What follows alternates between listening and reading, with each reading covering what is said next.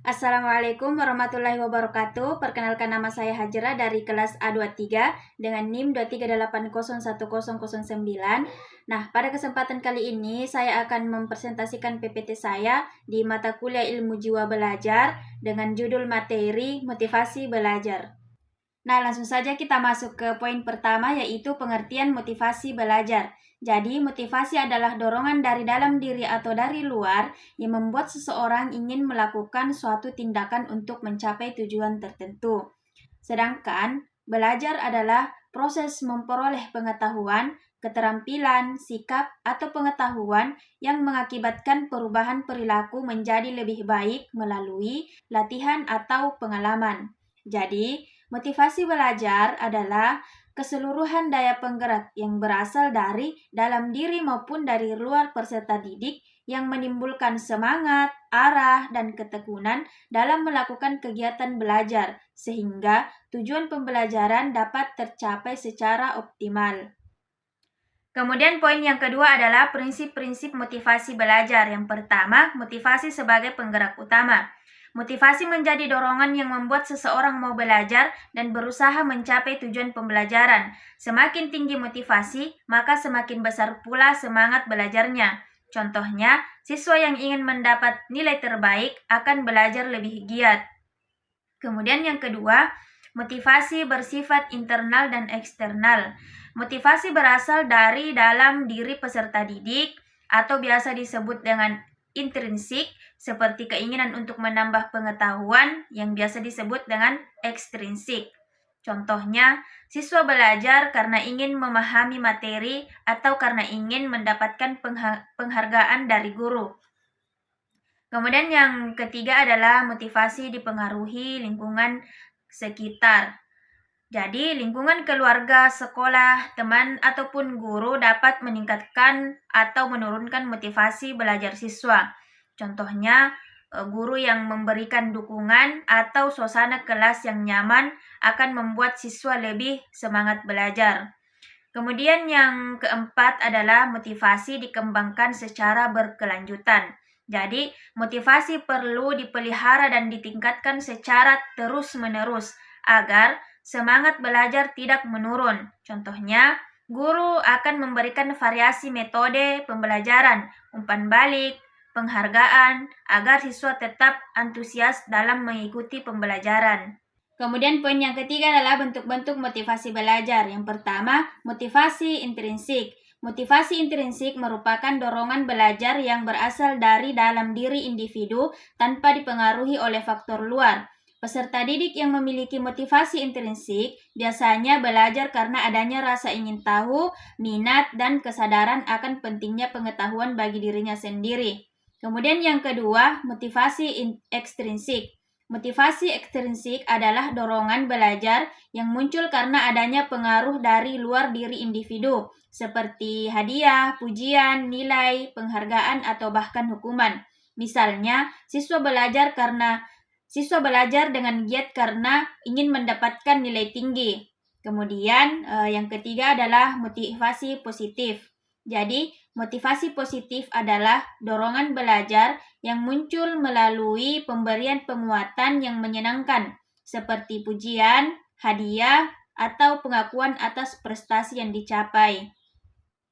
Kemudian yang keempat adalah motivasi negatif. Motivasi negatif adalah dorongan belajar yang timbul karena adanya tekanan, ancaman, atau ketakutan terhadap konsekuensi yang tidak menyenangkan, seperti hukuman, teguran, ataupun nilai yang rendah. Misalnya, siswa belajar karena takut dimarahi oleh guru atau orang tua jika tidak mengerjakan tugas. Kemudian yang kelima adalah motivasi berdasarkan tujuan. Motivasi belajar juga dapat dilihat dari orientasi tujuan yang dimiliki siswa, yaitu motivasi yang berorientasi pada hasil dan motivasi yang berorientasi pada proses. Kemudian poin yang keempat adalah upaya meningkatkan hasil belajar. Yang pertama, menciptakan suasana belajar yang menarik dan menyenangkan.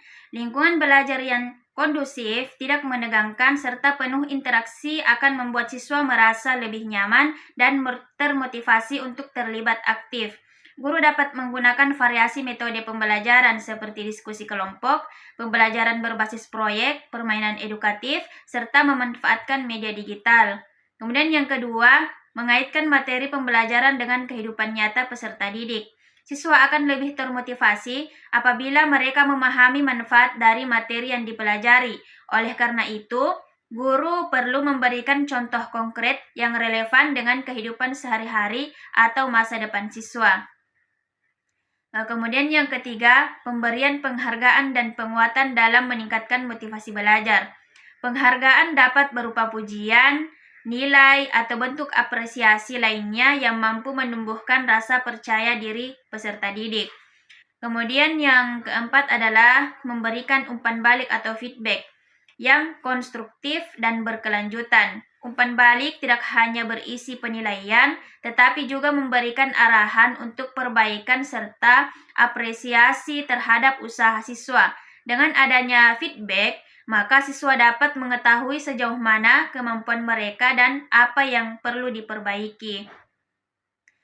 Kemudian yang kelima, menumbuhkan rasa percaya diri siswa yang percaya pada kemampuannya, cenderung lebih berani menghadapi tantangan dan tidak mudah menyerah. Guru dapat menumbuhkan kepercayaan diri siswa dengan memberikan tugas yang sesuai dengan tingkat kemampuan mereka. Kemudian yang keenam adalah melibatkan secara aktif dalam proses pembelajaran. Keterlibatan aktif seperti bertanya, berdiskusi, mempresentasikan hasil kerja, ataupun bekerja dalam kelompok akan meningkatkan rasa tanggung jawab dan kepemilikan terhadap proses belajar.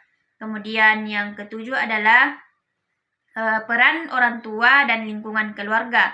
Dukungan orang tua dalam bentuk perhatian, bimbingan, serta penyediaan fasilitas belajar yang memadai akan membantu siswa lebih fokus dan semangat dalam belajar.